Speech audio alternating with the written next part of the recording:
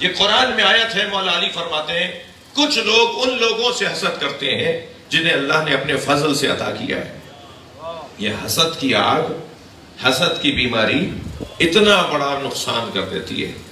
میرے بچوں جوانوں، کربلا میں 2 لوگوں نے حسین کو مارا ہے۔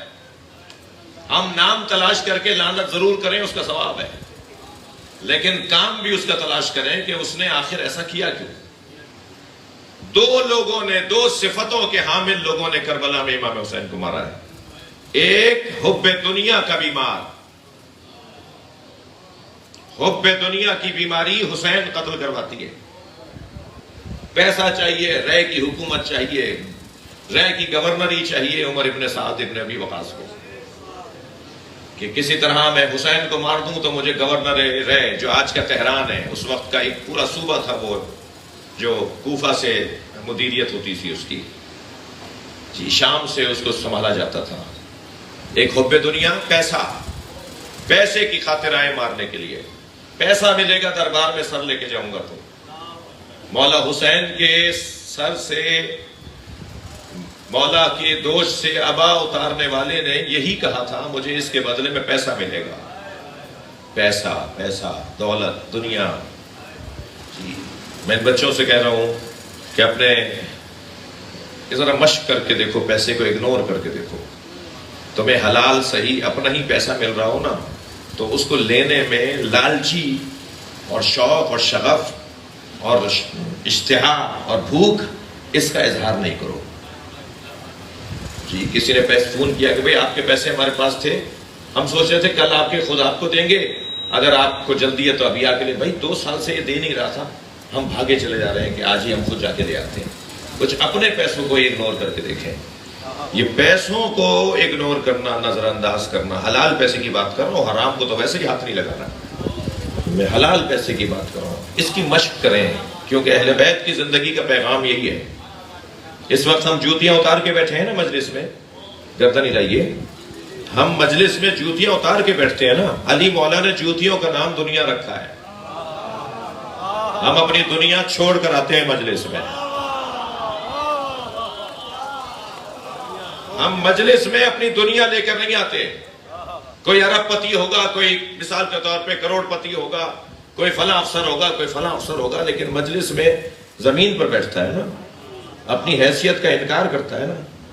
اپنی ذات کی نفی کرنا ہی اہل بیت کی زندگی اور ان کی سیرت کا پیغام۔ ایک حب دنیا کا شکار، ایک حب دنیا کا شکار جو کربلا میں حسین مولا کو مارنے آیا ہے۔ دوسرا نام بتاؤں، اس مجرم کا دوسرا نام بتاؤں؟ ایک حب دنیا کا بیمار تھا جو کربلا آیا تھا، ایک بغض علی کا بیمار تھا جو کربلا آیا تھا۔ کوفے والے حب دنیا کے بیمار تھے، شام والے بغض علی کے بیمار تھے۔ دل میں بغض علی، ذہن میں جنت کا جنون، انا للہ و انا الہ راجعون۔ ماشاءاللہ،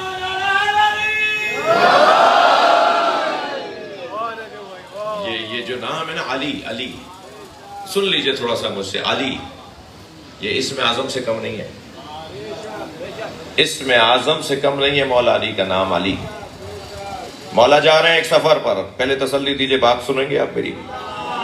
مولا جا رہے ہیں ایک سفر پر، سامنے دور ایک گھوڑ سوار گزرتا ہوا حضرت نے دیکھا۔ علی نے اپنے دلدل کو اس کے قریب کیا، اسے آواز دے کر پوچھا تم کہاں کا ارادہ رکھتے ہو، کون ہو، کس قبیلے کے ہو؟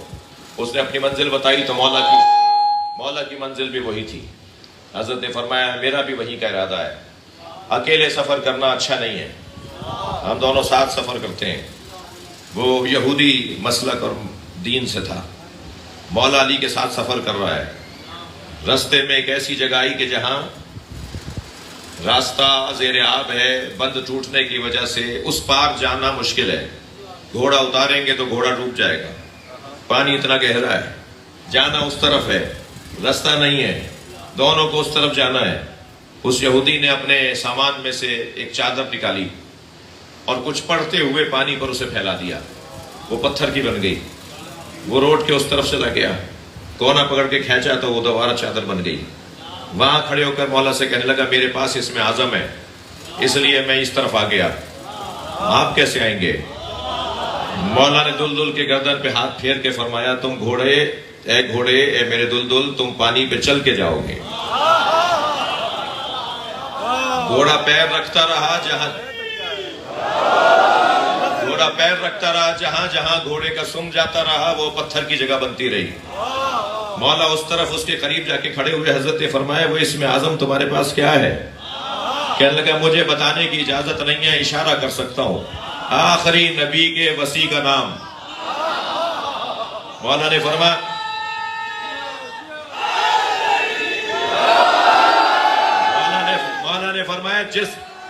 مولا نے اب نعرہ لگائیے گا جملہ سن کے۔ مولا نے فرمایا جس کا نام لے کے تم دریا پار کرتے ہو وہ علی میں ہوں۔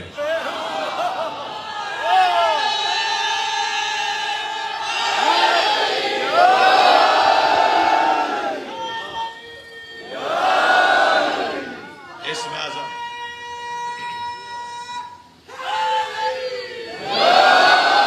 ماشاءاللہ جب یہ آپ یا علی کہتے ہیں نا اس کا ایک خاص ثواب ہے۔ ایک تو یہ بہادری اور شجاعت آور نعرہ ہے جس نے بھی نعرہ حیدری لگایا ہے نا اس نے کبھی موت سے تو ڈر کے دکھایا ہی نہیں۔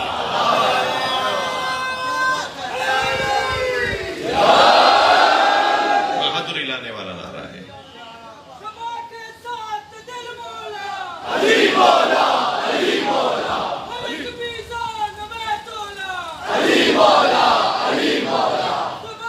آپ کی توجہات میرے ساتھ ہیں، جملہ سن لیں۔ علی لفظ علی یہ اس وقت تک زیادہ روشن نہیں ہوگا جب تک ہم اس کی ضد کو نہیں تصور کریں۔ جی تعرف الاشیاء بازدادہا، قاعدہ یہ ہے کہ چیزیں اپنی ضدوں سے پہچانی جاتی ہیں۔ جب تک رات نہیں آئے گی دن کی قدر نہیں ہوگی، جب تک نابینا نظر نہیں آئے گا آنکھوں کی قدر نہیں ہوگی، جب تک جاہل نظر سے واسطہ نہیں پڑے گا اس وقت تک پڑھے لکھوں کی قدر نہیں ہوگی۔ ضد سے ضد پہچانی جاتی ہے۔ علی کی ضد ہے دنی، اور دنی کی مؤنث ہے دنیا۔ یوں ہی مولا علی دنیا کو 3 طلاقیں نہیں دی ہیں۔ جی علی لماذا سمی علیًا علی، کیوں علی کا نام علی رکھا گیا؟ مولا سے پوچھا جا رہا ہے، مولا امام جعفر صادق علیہ السلام سے۔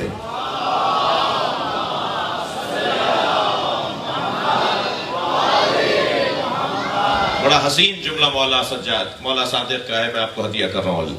کیوں علی نام علی رکھا گیا؟ کیوں علی کا نام علی رکھا گیا؟ فرمایا لأنہ سموہ فی العلم، کیونکہ ان سے بڑا کوئی عالم نہیں۔ بعد از مصطفیٰ اگر کسی کا علمی مقام ہے تو علی مولا کا ہے۔ میں ان جوانوں بچوں کے دہن میں ایک جواب دے رہا ہوں، اگر آپ سے کوئی کہنا کہ آپ نبی کے بعد سب سے افضل علی کو کیوں مانتے ہیں تو آپ یہ جواب دیں کہ وہی دلیل ہمارے پاس ہے جو فرشتوں پر آدم کو افضل ماننے کی ہے، علم کی وجہ سے۔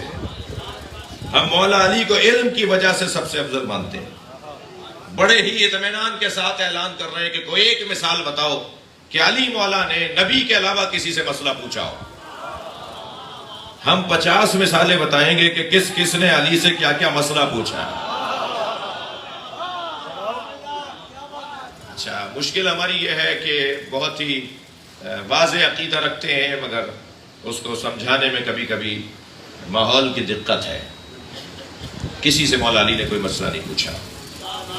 یہ جو فرمان ہے نا مولا علی کا، من علمنی حرفا فقد سیرنی عبدا، یہ علی مولا کا فرمان ہے۔ جس نے مجھے ایک حرف سکھایا اس نے مجھے اپنا غلام بنا لیا۔ یہ جہاں اساتذہ کی عزت احترام اور تکریم کا پیغام ہے نا کہ استاد کیونکہ استاد ہے وہ سکھانے والا، جو شاگرد ہے وہ غلام ہوتا ہے اپنا استاد کا، جہاں یہ استادوں کی عزت بڑھانے کے لیے ہے۔ من علمنی حرفا فقد سیرنی عبدا، جس نے مجھے ایک حرف پڑھایا اس نے مجھے اپنا غلام بنا لیا۔ جہاں یہ استادوں کی عظمت کو بیان کر رہا ہے وہاں علی کی ایک چیلنج اور تحدی کا اعلان بھی ہے. کوئی ہے جو مجھے ایک حرف بھی پڑھائے؟ میں علی اس کا غلام ہونے کو تیار ہوں. جی مولا علی کا نام علی اس لیے کہ آپ علم میں سب سے بلند. تعجب ہوتا ہے قرآن مجید میں ایک غیر معصوم، غیر نبی، غیر امام بچے کا گود میں شیرخوار بچے کا بولنا تو سمجھ میں آ جاتا ہے. قرآن کی آیت ہے زلیخا کی بہن کا بچہ اس کی گود میں بولا. جب زلیخا نے قمیص پکڑ لی حضرت یوسف کی، حجرے میں لے گئے تھے، باہر سے تالے ڈلوا دیے کنیزوں سے، 7ویں کمرے میں پہنچایا حضرت یوسف کو اور باہر سے تالے ڈال ڈال کے کنیزیں چلی گئیں. اور پھر جب اس نے وہ ارادہ کیا تو حضرت یوسف نے اللہ کی پناہ مانگی. تو جیسے ہی حضرت یوسف نے اللہ کی پناہ مانگی تو اسے بھی یاد آیا کہ اس کا بھی کوئی اللہ ہے. اس لیے تو کہتے ہیں بار بار اذانیں وقت پر ہوتی رہیں تاکہ لوگوں کو یاد رہے کہ اللہ ہے. یہ اذانوں کا ایک فلسفہ یہ ہے کہ یاد دلواؤ کہ اللہ ہے.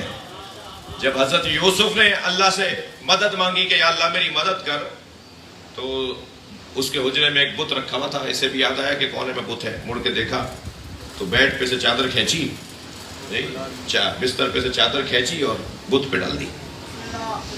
تو حضرت یوسف نے پوچھا یہ کیا کیا تم نے؟ کہنے لگے مجھے اپنے اللہ سے حیا آ رہی ہے تو میں نے اس کے اوپر چادر ڈال دی. حضرت یوسف نے فرمایا تم نے تو اپنی اللہ پر، اللہ کی آنکھوں پہ پردہ ڈال دیا، میری اللہ کی آنکھوں پہ پردہ نہیں ڈالا جا سکتا. یہ کہہ کے مڑے اللہ سے مدد مانگتے ہوئے کہ تالا کھلنا شروع ہوا. ایک ایک تالا کھلتا چلا گیا، باہر سے تالے ٹوٹتے چلے گئے. جی اور آخری دروازے پر جب پہنچے تو تالا ٹوٹ رہا تھا. اللہ چاہتا تو بر وقت جیسے سارے بر وقت تالے ٹوٹے، ایسے وہ آخری تالا بھی بر وقت ٹوٹ جاتا. لیکن اللہ کا کام تو اللہ کا ہے نا. 6 جگہ تالے توڑ کے بتائے کہ ہم ہیں. ایک جگہ تالا دیر سے ٹوٹا، یہ بتایا کہ اب ہم ہی آزمائش بھی لیں گے. تالا اتنی دیر سے ٹوٹا کہ زلیخا کا ہاتھ ان کے گریبان تک یعنی پیچھے کالر تک آ گیا، اور قمیض پکڑ کے جو کھینچا تو قمیض پھٹی اور تالا ٹوٹا. سامنے عزیز مصر کھڑا تھا، بادشاہ مصر، زلیخا کا شوہر. تو وہ کہنے لگا یہ کیا ہو رہا ہے؟ تو فوراً اس نے اپنا رنگ بدلا گرگٹ کی طرح. خطرناک ہوتی ہیں یہ. کہنے لگی کہ یہ میرے حجرے میں حملہ کرنے آیا تھا.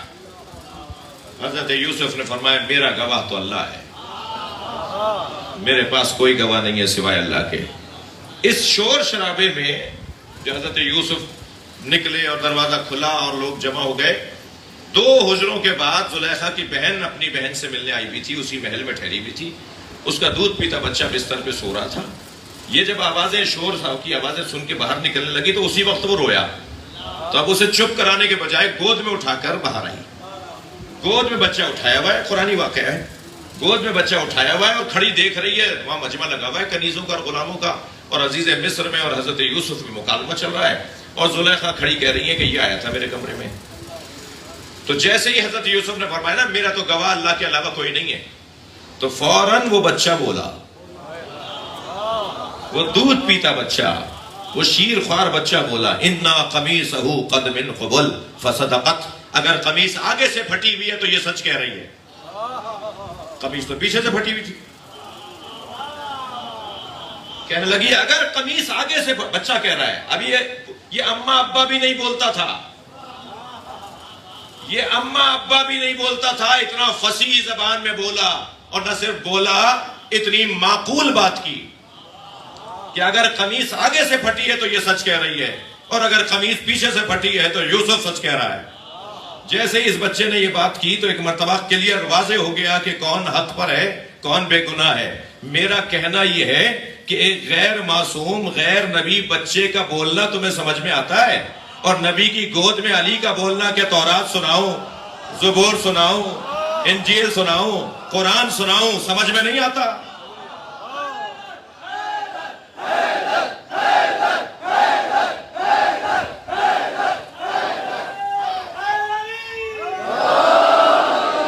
اللہ بچوں سے بلواتا ہے.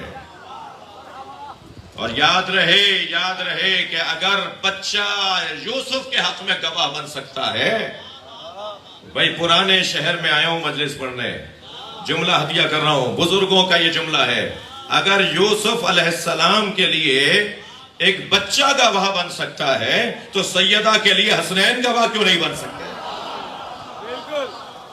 صلوات پڑھے محمد و آل محمد پر۔